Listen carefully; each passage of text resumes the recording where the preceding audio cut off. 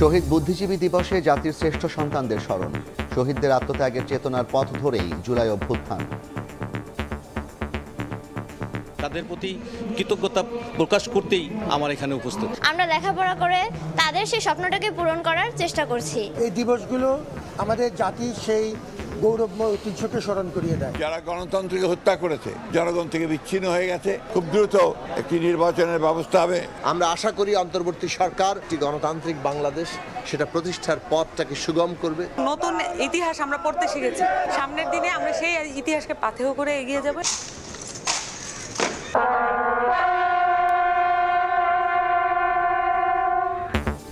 রাষ্ট্রপতি প্রধান উপদেষ্টার শ্রদ্ধা। শহীদদের স্বপ্নকে ধারণ করে অন্তর্বর্তী সরকার। আমাদের তরুণদের আত্মত্যাগের বিনিময়ে রাষ্ট্র গড়ার যে দ্বিতীয় সুযোগ আমরা পেয়েছি, সেই সুযোগ যেন আমরা কোনোভাবেই নস্যাৎ না করি। দেখছিলেন প্রধান শিরোনাম। রাতের সময়ে সঙ্গে আছি আমি জাফর সাদিক। বেক্সিমকো এস আলম সামিট সহ 10 ব্যবসায়ী গ্রুপের পাচারের অর্থ ফেরানোর উদ্যোগ। দুদক, এনবিআর ও সিআইডির যৌথ অনুসন্ধানী দল গঠন। সম্পর্ক স্বাভাবিক রাখতে চাইলে শেখ হাসিনাকে ফেরত দিতে হবে, মন্তব্য সার্জিসের। দ্বিপাক্ষিক স্বার্থের ভিত্তিতেই ভারতের সঙ্গে সম্পর্কের বার্তা পররাষ্ট্র উপদেষ্টার।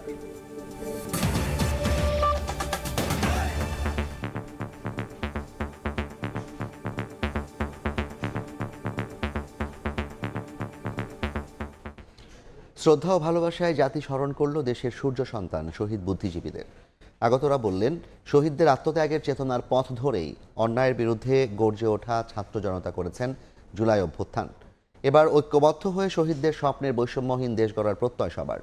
আর মুক্তিযোদ্ধা ও শহীদ বুদ্ধিজীবীদের পূর্ণাঙ্গ তালিকা প্রস্তুত করা হবে বলে জানিয়েছেন উপদেষ্টা।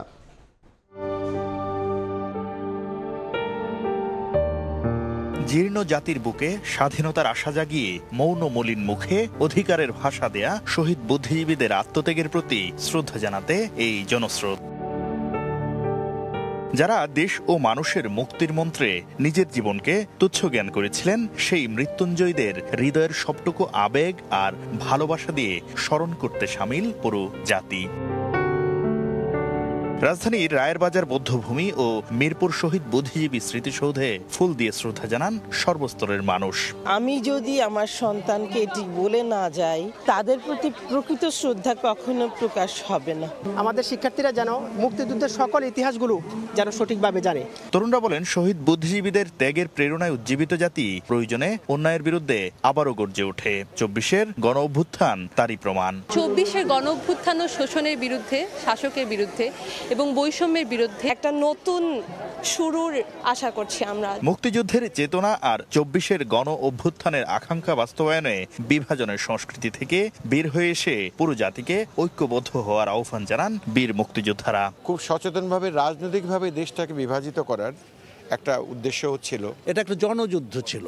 শুধু আমরা যারা অস্ত্র নিয়ে যুদ্ধ করেছি আমরাই মুক্তিযোদ্ধা আমি কিন্তু মনে করি না। শিক্ষাবিদ ও বুদ্ধিজীবীরা বলছেন, যতবার আঘাত এসেছে বাঙালি ততবার শক্তি সঞ্চয় করে এগিয়েছে।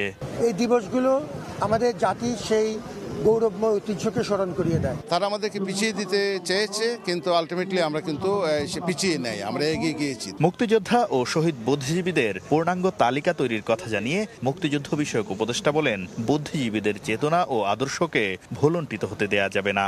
এখন তো নানা ব্যক্তির নানা পরিচিতি দাঁড়িয়েছে, আমাদের দেখার দরকার 71 সালে যে ভূমিকাটা ছিল সেই ভূমিকা যেন ওইভাবে নির্ণীত হয়। শ্রদ্ধা নিবেদনের দৃশ্য বারবার স্মরণ করিয়ে দেয়, যতদিন বাংলাদেশ থাকবে ততদিন অনুকরণীয় হয়ে থাকবেন জাতির এই সূর্য সন্তানরা।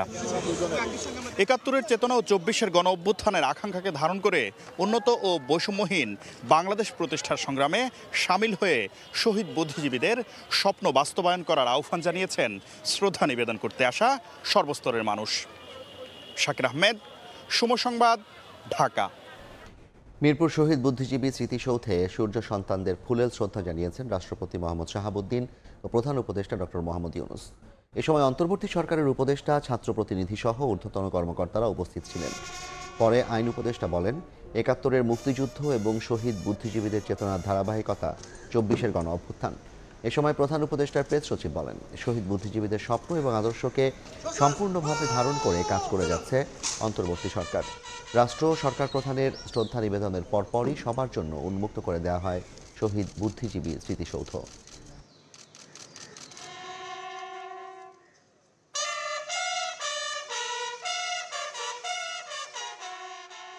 আমাদের যে ৭১-এর মুক্তিযুদ্ধ, আমাদের শহীদ বুদ্ধিজীবীরা আছেন, মুক্তিযোদ্ধারা আছেন, ওনারা যে স্বপ্ন, যে প্রত্যয় এবং যে ভালোবাসা, দেশের প্রতি ভালোবাসা নিয়ে যে সংগ্রামে ঝাঁপিয়ে পড়েছিলেন, সেটারই কন্টিনিউয়েশন ছিল আমাদের জুলাই গণ অভ্যুত্থান। আমাদের তরুণদের আত্মত্যাগের বিনিময়ে রাষ্ট্র গড়ার যে দ্বিতীয় সুযোগ আমরা পেয়েছি, সেই সুযোগ যেন আমরা কোনোভাবেই নস্যাৎ না করি, সেই সুযোগ যেন আমরা কোনোভাবেই নষ্ট না করি, সেটাই যেন আমাদের প্রত্যয় হয়। গণতন্ত্র হত্যা ও জুলাই অভ্যুত্থান গণহত্যার দায়েই আওয়ামী লীগের করুণ পরিণতি হয়েছে বলে মন্তব্য করেছেন বিএনপি মহাসচিব মির্জা ফখরুল ইসলাম আলমগীর। শহীদ বুদ্ধিজীবী দিবসে শ্রদ্ধা নিবেদন শেষে তিনি আরও বলেন, বৈষম্যহীন বাংলাদেশ গড়তে ঐক্যবদ্ধ থাকতে হবে। অন্যদিকে বিভিন্ন দলের নেতারা মনে করেন পতিত আওয়ামী লীগ এখনও দেশবিরোধী ষড়যন্ত্র করছে। আসল ইতিহাসটা জানতে পেরেছে এবং সেই সামনের দিনে আমরা সেই ইতিহাসকে পাথেয় করে এগিয়ে যাব। মুক্তিযুদ্ধের স্বপ্ন এবং মুক্তিযুদ্ধের যে আদর্শ যেটা আওয়ামী লীগ ফ্যাসিস্টরা নষ্ট করে দিয়েছে, সেটাকে আবার পুনর্জীবিত করে বাংলাদেশের সঠিক পথে বাংলাদেশকে আমরা অগ্রসর করে নিয়ে যাব। আমরা আশা করি অন্তর্বর্তী সরকার এই যে বাংলাদেশের মানুষের আকাঙ্ক্ষা, সে অনুযায়ী একটি গণতান্ত্রিক বাংলাদেশ, সেটা প্রতিষ্ঠার পথটাকে সুগম করবে। একটি বৈষম্যহীন বাংলাদেশ নির্মাণ করা, সেই লক্ষ্যে আমরা আমাদের যে রাজনৈতিক কর্ম, সেটাকে আমরা চালু রাখবো। 1971 সালের এই দিনে বেছে বেছে দেশের শিক্ষক, চিকিৎসক, লেখক, শিল্পী ও সাংবাদিক সহ বাঙালি জাতির সূর্য সন্তানদের হত্যা করে পাকিস্তানি হানাদার বাহিনী। স্বজনরা বলছেন, হত্যাকাণ্ডে জড়িতরা আদালতে দোষী সাব্যস্ত হলেও রায় কার্যকর না হওয়া হতাশাজনক।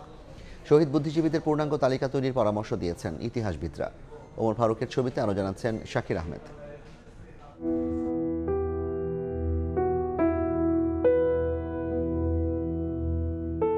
নিষ্পলক তাকিয়ে ছবিতে প্রতিনিয়ত বাবাকে খুঁজে ফেরেন শহীদ মনির চৌধুরীর সন্তান আসিফ মনির। আলমারিতে আছে বাবার লেখা বই, হাতের পাশেই ব্যবহৃত টেলিভিশন সহ অনেক কিছুই, শুধু বাবা নেই। তাই এখনো তাকে তাড়িয়ে বেড়ায় বাবার অসংখ্য স্মৃতি। 1971 সালের 14 ডিসেম্বর দুপুরে রাজধানীর সেন্ট্রাল রোডের বাসা থেকে ধরে নিয়ে যাওয়া হয় ঢাকা বিশ্ববিদ্যালয়ের সুনামধন্য এই শিক্ষক, নাট্যকার ও ভাষাবিদকে। পরে অজ্ঞাত স্থানে নির্মম নির্যাতন শেষে হত্যা করা হয়। বারবারই বলছিল যে স্যার আমাদের সাথে একটু আসতে হবে। এরকম যখন কয়েকবার বলছে, একটা পর্যায়ে আমার বাবা একটু উত্তেজিত হয়ে বলেছেন, তোমরা যে যেতে বলছো তোমাদের সাথে কোনো ওয়ারেন্ট আছে? তো এই ওয়ারেন্টের কথা শোনার সাথে সাথেই একজন তরুণ, তারা একটু শালের মতো পেঁচানো ছিল, ঝট করে শালটা সরিয়ে দেখা গেল তার হাতে একটা বন্দুক, আমার বাবার পেছনে এসে বন্দুকটা ধরলো।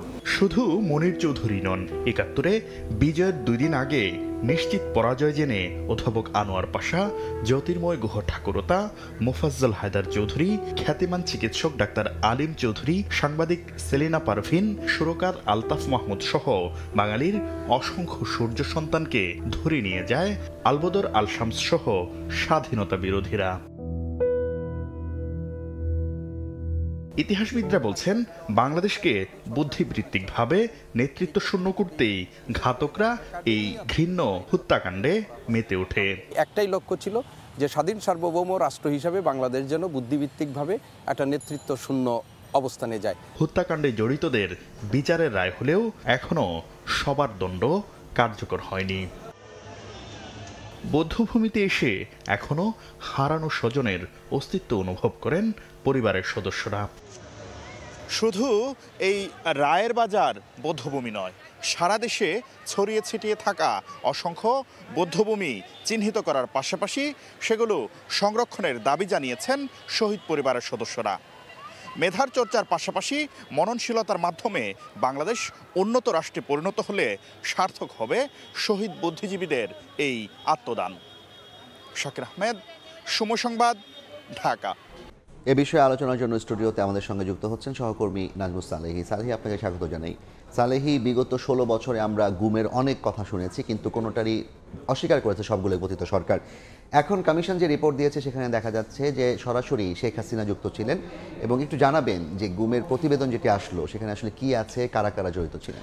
জাফর, এটি একটু বলে রাখি, এটা হচ্ছে এই মানে যে কমিটি তার হচ্ছে অন্তর্বর্তী একটি প্রতিবেদন। তারা আগামী বছর মার্চে আরও একটি প্রতিবেদন দাখিল করবে এবং পুরো প্রক্রিয়াটি তাদের সম্পন্ন করতে সময় লাগবে পুরোপুরি 1 বছর। এতদিন ধরে যে অস্বীকার করা হচ্ছিল, আমরা গত 15-16 বছর ধরে যেটা দেখেছি যে মানুষ নিখোঁজ হয়ে গেছে। আমরা বিভিন্ন সময় পরিবারের পক্ষ থেকে বলতে শুনেছি বিভিন্ন ভিকটিমের যে আলামতগুলো তার ম্যাক্সিমামই কিন্তু হচ্ছে তাকে কেউ এসে সাদা মাইক্রোবাসে তুলে নিয়ে কালো কাপড় দিয়ে চোখ বেঁধে তাকে অজানা স্থানে নিয়ে গেছে। সেই ইলিয়াস আলী বিএনপি নেতা থেকে শুরু করে এটা দিয়ে শুরু হয় মূলত একেবারে রাজনীতিক, সামাজিক, সাংস্কৃতিক কর্মী, আমরা লেখককেও কিন্তু এভাবে করে তুলে নিয়ে যেতে দেখেছি। এবং প্রত্যেকটা পরিবারের পক্ষ থেকে এই ধরনের অভিযোগ করা হলেও সরকারের পক্ষ থেকে আসলে এগুলোকে আমলেই নেওয়া হয় না। বলা হয়েছে যে কেউ পালিয়ে গেছেন এবং নানা ধরনের ব্যাখ্যা দাঁড় করানোর চেষ্টা হয়েছে। এই প্রেক্ষাপটে দাঁড়িয়ে আজকে যখন একটা তদন্ত প্রতিবেদন দাখিল হলো, পাওনাদারের ভয়ে পালিয়ে গেছে, এরকম বিভিন্ন ধরনের ন্যারেটিভ দাঁড় করানোর সরকারের পক্ষ থেকে আসলে ইভেন স্বরাষ্ট্রমন্ত্রী নিজে বলেছেন এবং প্রধানমন্ত্রী, সাবেক প্রধানমন্ত্রী তিনি অনেক সময় কটাক্ষ করে নানা ধরনের উদ্ধৃতি করেছেন, বিবৃতি দিয়েছেন। তবে এখন যেহেতু কমিশন তারা একটা প্রতিবেদন দাখিল করেছেন এবং সেখানে নির্দেশদাতা হিসেবে সাবেক প্রধানমন্ত্রী শেখ হাসিনার নাম তারা পেয়েছেন এবং সাথে যে আরও যাদের নামগুলো পেয়েছেন, অর্থাৎ তারা কিন্তু আজকে থেকে ডকুমেন্টেড গুম এটি কিন্তু হচ্ছে যে হয়েছে এবং হচ্ছে যে এই গুমের কারণে গুমের যে ব্যাপারটি, তারা যে আইন শৃঙ্খলা বাহিনী কর্তৃক যে গুম হয়েছেন সে ব্যাপারটি অন্তত আজকের এই প্রতিবেদন থেকে আমরা নিশ্চিত বলতে পারি। এবং গুমের নির্দেশদাতা হিসাবে সাবেক প্রধানমন্ত্রী শেখ হাসিনার সংশ্লিষ্টতা পেয়েছে কমিশন। সাথে সাথে শেখ হাসিনার সাবেক প্রতিরক্ষা বিষয়ক উপদেষ্টা মেজর জেনারেল অবসরপ্রাপ্ত তারিক আহমেদ সিদ্দিক, এনটিএমসির সাবেক মহাপরিচালক মেজর জেনারেল জিয়াউল হাসান, জানেন আপনি তিনি ইতিমধ্যে সে অন্য একটি মামলায় তিনি কিন্তু এখন গ্রেফতার হয়ে আছেন। পুলিশ কর্মকর্তা মনিরুল ইসলাম অর্থাৎ তিনি এসবি প্রধান ছিলেন, পুলিশ কর্মকর্তা হারুনুর রশিদ অর্থাৎ তিনি হচ্ছেন যে ডিবি প্রধান ছিলেন। এই দুইজন কর্মকর্তা সহ এই তারিক আহমেদ সিদ্দিকী তারা কিন্তু হচ্ছে আপনার পলাতক রয়েছে। বাকি একজন চিনিও কিন্তু হচ্ছে কদিন আগে গ্রেফতার হয়েছেন এবং তাকেও কিন্তু আইনের আওতায় নিয়ে আসার যে প্রক্রিয়া সেটি হচ্ছে অন্য মামলায় সেটা কিন্তু চলমান রয়েছে। যারপর এখন যে বিষয়টি সেটি হচ্ছে সরকারের পক্ষ থেকে এতদিন যে ধরনের কথাগুলো বলা হয়েছে, আপনি জানেন যে হাজার হাজার এই ধরনের অভিযোগ কিন্তু রয়েছে। যারা ফিরে এসেছে তারা কিন্তু আসার পরে, বিশেষ করে 5 আগস্টের পর অভ্যুত্থান যখন শেখ হাসিনা পালিয়ে গেছেন তারপর থেকে কিন্তু আমরা দেখেছি তারা মুখ খুলতে শুরু করেছেন। যারা আগেই মানে গুম হয়েছিলেন তারা এখন তো আমরা দেখলাম যে অনেকের নাম বের হয়ে আসছে। বিচার প্রক্রিয়াটা কিভাবে শুরু হবে কিংবা কি ধরনের বিচার হতে পারে সেটার ব্যাপারে তারা বলছেন তারা কোন প্রক্রিয়া, যদি তারা পালিয়ে গেছে, আপনি জানেন ইন্টারপোল আছে এবং যেহেতু মানবতা বিরোধী অপরাধের কারণেই কিন্তু একটা স্যাংশন কিন্তু ইতোমধ্যেই দেয়া আছে এবং র্যাব বিলুপ্তির মধ্য দিয়ে এই মানবতা বিরোধীর অপরাধের কিছুটা দায় পরিশোধ করা যেতে পারে এমন জায়গা থেকে কিন্তু কমিশন বিলুপ্তির সুপারিশ করেছে। যেহেতু তারা এখনও বাইরে রয়েছে, আমাদের দেশের যেই প্রচলিত যে আইন সেই আইনেই আসলে তার বিচার করা সম্ভব যদি কমিশন সেটি শুরু করতে জাফর কিন্তু সেটিকে হচ্ছে যে আপনার শুরু করার জন্য কমিশন থেকে কিন্তু বিচার প্রক্রিয়া শুরুর জন্য কমিশন কিন্তু সুপারিশ করেছে। আজকে কমিশন তারা বলছেন যে সেই সংশ্লিষ্টতা তারা পেয়েছেন, আয়নাঘরের নামক যে অন্ধকার কুঠুরি ছিল সে প্রমাণ তারা পেয়েছেন এবং সেটা তো স্বীকারও করেছে এবং সেটার ভয়াবহতা নিরূপণের জন্য প্রধান উপদেষ্টাকে তারা সেটি পরিদর্শনের আহ্বান জানিয়েছেন। এই সেই তদন্ত সেলগুলোকে প্রধান উপদেষ্টা কিন্তু সেটির জন্য সম্মতিও জ্ঞাপন করেছেন। আপনাকে ধন্যবাদ। অবশ্যই প্রধান উপদেষ্টার পরে আমরা কিন্তু জানতে পারবো যে সেখানে আসলে কি ঘটনা ঘটেছিল এবং সেই বিষয়ে তথ্য আমরা পাবো। আপনাকে ধন্যবাদ। আমাদের সঙ্গে যুক্ত ছিলেন নাজমুল সালেহী, জানাচ্ছিলেন গুম কমিশনের যে প্রতিবেদন সে বিষয়ে বিস্তারিত। S Alam, Beximco, Bashundhara, Summit, Orion group সহ দেশের শীর্ষ 10 ব্যবসায়ী গ্রুপের অর্থ পাচারের অভিযোগে দুদক, এনবিআর ও সিআইডি সমন্বয়ে গঠন করা হয়েছে যৌথ অনুসন্ধানী দল। পাচারের অর্থ দেশে ফেরাতে কাজ করবে দলটি। তাদেরকে আইনি সহায়তা দেবে অ্যাটর্নি জেনারেলের অফিস। গণঅভ্যুত্থানে রাষ্ট্র ক্ষমতা ছাড়তে বাধ্য হওয়া আওয়ামী লীগ সরকারের আমলে 10 বিতর্কিত ব্যবসায়ী গ্রুপের অর্থ পাচারের সুনির্দিষ্ট তথ্য উপাত্ত পেয়েছে দুদক, এনবিআর, সিআইডি সহ কয়েকটি সংস্থা। এসব অর্থ ফেরত আনতে টাস্কফোর্স গঠন করা হয়েছে আগেই। এবার গঠন করা হলো দুদক, সিআইডি ও এনবিআর এর সমন্বয়ে যৌথ অনুসন্ধানী দল। S Alam, Beximco, Bashundhara, Summit, Orion, Nassa, Sikder, Gemcon ও নাবিল গ্রুপ এবং আরামেট গ্রুপের চেয়ারম্যান সাবেক ভূমিমন্ত্রী সাইফুজ্জামান চৌধুরীর পাচার করা অর্থ ফেরত আনতে কাজ করবে নতুন এই অনুসন্ধানী দল। আওয়ামী লীগ সরকার ক্ষমতাচ্যুত হওয়ার মাসখানেক পরেই এদের বিরুদ্ধে দুদক ও সিআইডি আলাদাভাবে অনুসন্ধান শুরু করেছিল। সম্প্রতি গুরুত্ব বিবেচনা করে গঠন করা হলো যৌথ অনুসন্ধান টিম। এই টিমের কার্যপরিধি ঠিক করে দিয়েছে অর্থ মন্ত্রণালয়ের আর্থিক প্রতিষ্ঠান বিভাগ। আইনি সহায়তা দেবে অ্যাটর্নি জেনারেল অফিস। তদন্তের গোপনীয়তা রক্ষা করে পাচারের অর্থ দেশে ফেরাতে গঠিত টাস্কফোর্স ও বিএফআইইউকে তথ্য সরবরাহ করবে এই টিম। বুলবুল রেজা, সময় সংবাদ, ঢাকা। বাংলাদেশের সঙ্গে সুসম্পর্ক চাইলে শেখ হাসিনাকে ফেরত দিতে হবে ভারতকে। অভ্যুত্থানে রাজশাহীর শহীদ পরিবারকে আর্থিক সহায়তা অনুষ্ঠানে একথা বলেছেন জুলাই শহীদ স্মৃতি ফাউন্ডেশনের সাধারণ সম্পাদক সার্জিস আলম। বলেন, অভ্যুত্থানের চেতনার সঙ্গে বেইমানি করলে কাউকেই ছাড় দেওয়া হবে না। আমরা স্বরাষ্ট্র মন্ত্রণালয়, আমাদের যে বিচারিক প্রক্রিয়ার যে মন্ত্রণালয় রয়েছে, সংশ্লিষ্ট সকল মন্ত্রণালয়কে একটি কথা বলে দিতে চাই, ক্ষতবিক্ষত বুক নিয়ে যে বাবা মা ভাই বোন যে সহধর্মিণী বেঁচে রয়েছে, তাদের চোখের সামনে, তাদের ক্ষতবিক্ষত ওই কলিজার সামনে আপনারা কোনোদিন 4 মাস পরে তাদের লাশ উত্তোলন করতে পারেন না। এ সময় ভারত ইস্যুতে সার্জিস বলেন, বাংলাদেশের সঙ্গে সুসম্পর্ক চাইলে শেখ হাসিনাকে ফেরত দিতে হবে ভারতকে। যদি এই বাংলাদেশের সাথে আপনাদের সম্পর্ক স্থাপন করতে চান, খুনি হাসিনাকে বাংলাদেশে ফিরিয়ে দিন। খুনি হাসিনার বিচার এই বাংলাদেশের মানুষ করবে। শনিবার রাজশাহী জেলা শিল্পকলা একাডেমিতে জুলাই শহীদ স্মৃতি ফাউন্ডেশনের পক্ষ থেকে 46 শহীদ পরিবারকে আর্থিক সহায়তা দেয়া হয়। মওদুদ রানা, সময় সংবাদ, রাজশাহী। এদিকে দুই দেশের স্বার্থের ভিত্তিতে ভারতকে সম্পর্ক উন্নয়নের বার্তা দেওয়া হয়েছে বলে জানিয়েছেন পররাষ্ট্র উপদেষ্টা তৌহিদ হোসেন। দুপুরে নরসিংদীর বেলাবতে মতবিনিময় সভায় তিনি আরও বলেন, সরকারের লক্ষ্য হলো একটি নিরপেক্ষ ও সঠিক নির্বাচনের মাধ্যমে ক্ষমতা হস্তান্তর করা। সব দেশের সাথে সুসম্পর্ক চাই, সমতার ভিত্তিতে, সম্মানের ভিত্তিতে। অনেকে ভারতের সাথে সম্পর্ক নিয়ে প্রশ্ন তোলেন, যেহেতু এক ধরনের একটা অস্বস্তি এই সরকার পরিবর্তনের পরে ছিল। আমি আপনাদেরকে এটুকু বলতে চাই, আমাদের পক্ষ থেকে আমরা খুব স্পষ্ট বার্তা দিয়েছি যে আমরা ভালো সম্পর্ক চাই, দুই পক্ষের স্বার্থের ভিত্তিতে। আমাদের উপর যে দায়িত্বটা দেওয়া হয়েছে সেই দায়িত্বটা অর্পণ করে রাজনীতিবিদদের হাতে ক্ষমতা দিয়ে আমরা চলে যাবো, তারা দেশ চালাবে।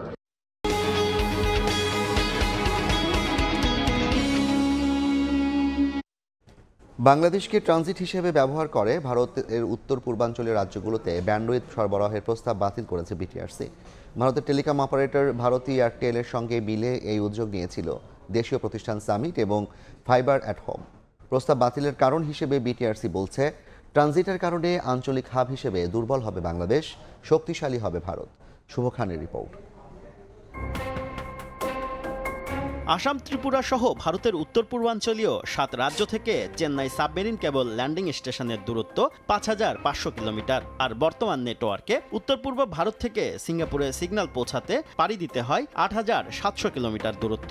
এতে সময় লাগে প্রায় 87 মিলিসেকেন্ড। কিন্তু বাংলাদেশের ভেতর দিয়ে ভারত ব্যান্ডউইথ নিতে পারলে সিঙ্গাপুর পর্যন্ত দূরত্ব কমে 3700 কিলোমিটার। ল্যাটেন্সি বা সময় কমবে প্রায় 37 মিলিসেকেন্ড। এতে 7 রাজ্যে কম খরচেই উন্নত ইন্টারনেট সেবা দিতে পারবে প্রতিবেশী দেশটি। এই সুযোগ নিতে গত বছর বিটিআরসির কাছে ভারতী এয়ারটেলের মাধ্যমে সিঙ্গাপুর থেকে আখাউড়া সীমান্ত হয়ে 7 সিস্টার্সে ব্যান্ডউইথ সরবরাহের প্রস্তাব দেয় দেশীয় প্রতিষ্ঠান সামিট এবং ফাইবার অ্যাট হোম। তার আগে 2022 সালে এই বিষয়ে বাংলাদেশের পররাষ্ট্র মন্ত্রণালয়ে আবেদন করে ভারতী এয়ারটেল। এই ব্যাপারে টেলিযোগাযোগ মন্ত্রণালয়ের অনুমতি চায় বিটিআরসি, যদিও এই আবেদন নিয়ে আপত্তি তুলে আসছে অন্য অংশীজনরা। আমরা আগেও আপনাদেরকে বলেছি এই ধরনের ট্রানজিট কখনোই এটা লিগ্যাল হতে পারে না। তবে রাজনৈতিক পট পরিবর্তনের পর ভারতকে ব্যান্ডউইথ ট্রানজিট না দেওয়ার সিদ্ধান্ত নিয়েছে বিটিআরসি। নিয়ন্ত্রক সংস্থা বলছে, ট্রানজিট দিলে বাংলাদেশ সাবমেরিন কেবলের অব্যবহৃত প্রায় 4900 জিবিপিএস ব্যান্ডউইথ কাজে লাগানো ঝুঁকিতে পড়বে। বাধাগ্রস্ত হবে বাংলাদেশের মেটা, গুগল, আকামাই এবং অ্যামাজনের মতো প্রতিষ্ঠানের ব্যান্ডউইথ সংযোগ কেন্দ্রে পরিণত হওয়ার সম্ভাবনাও। ওরা একটা আইপি ট্রানজিটের পারমিশন চেয়েছিল, বাট আইপি ট্রানজিট আমাদের ইয়েতে নেই, গাইডলাইনেই নাই। আমরা করতে পারি, রিসেল করতে পারি। তবে নিয়ন্ত্রক সংস্থার সঙ্গে একমত হতে পারেনি সামিট ও ফাইবার অ্যাট হোম। এখানে আইটিসির আমদানি করে ওখানে নর্থ ইস্টার্ন কিংবা 7 সিস্টার স্টেটে বিক্রির ব্যাপারে আলোচনা হয়নি। এখানে আলোচনা হয়েছে সাবমেরিন কেবলের অব্যবহৃত ব্যান্ডউইথ বিক্রির বিষয়ে। এটা কিভাবে সাবমেরিন কেবলের জন্য ক্ষতিকর, এটা আমার বোধগম্য নহে। সিদ্ধান্ত পরিবর্তনের সঙ্গে ট্রানজিটের অনুমতি দেওয়ার জন্য টেলিযোগাযোগ বিভাগে পাঠানো আগের চিঠিও বাতিল করেছে বিটিআরসি। শুভ খান, সময় সংবাদ, ঢাকা। বাংলাদেশ প্রিমিয়ার লিগ ফুটবলে মৌসুমের প্রথম ঢাকা ডার্বিতে জয়ের হাসি হাসল মোহামেডান। চিরপ্রতিদ্বন্দ্বী ঢাকা আবাহনীকে 1-0 গোলে হারিয়েছে সাদা কালোরা। জিতলে টেবিলের শীর্ষে ওঠার হাতছানি, এমন সমীকরণে কুমিল্লার শহীদ ধীরেন্দ্রনাথ দত্ত স্টেডিয়ামে মুখোমুখি হয় ঢাকার দুই জায়ান্ট। শুরু থেকে আক্রমণ পাল্টা আক্রমণে ম্যাচ এগোলেও প্রথমার্ধের ইনজুরি টাইমে সাদা কালোদের এগিয়ে দেন দিয়াবাতে। 1-0 এগিয়ে যায় মোহামেডান। দ্বিতীয়ার্ধে অনেক চেষ্টা করেও গোলের দেখা পায়নি কোনো দল। পূর্ণ পয়েন্টের সঙ্গে টেবিলের শীর্ষস্থান দখলে নিয়ে মাঠ ছাড়ে মতিঝিলের দলটি। এ পর্যায়ের শীর্ষ সংবাদগুলো জানিয়ে দিচ্ছি আরেকবার।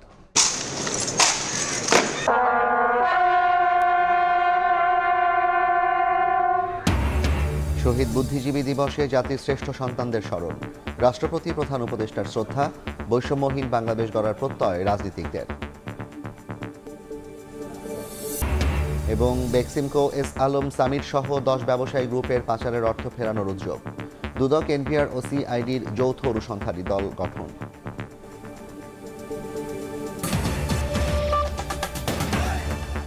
এই ছিল রাতের সময়। সঙ্গে থাকুন সময়ের।